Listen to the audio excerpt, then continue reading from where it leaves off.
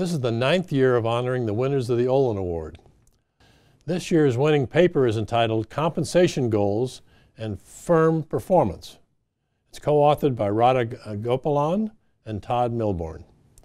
In their study, managers who just barely beat incentive award goals often did it by cutting R&D and shaving other expenses, and they have more unusual accounting accruals. As we focused on some contracts where executives were going to be rewarded if they were to meet a particular earnings per share or EPS target.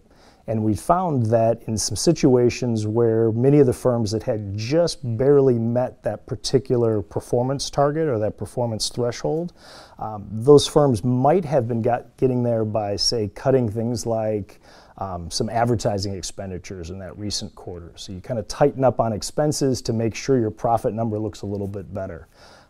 Obviously that could have long-term consequences. If you don't advertise enough now, maybe future revenue and profits could be sacrificed. What we uncover in our paper is an unintended consequence of that design, wherein by identifying specific performance targets, firms inadvertently give incentives for CEOs to manage their reported performance so that they hit their targets.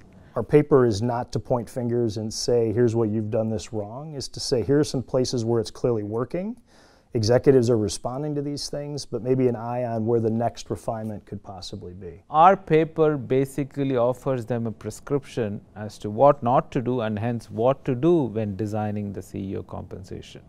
What we argue is focusing on specific performance metrics is not by itself a bad thing, but when you link pay to those performance metrics, use a more continuous linear relationship and not focus on specific targets that you want the CEO to achieve and link pay to those targets. Linking pay to targets has a lot of negative dark sides to it, which you can avoid, but still get the CEO to focus on the metrics that you care about.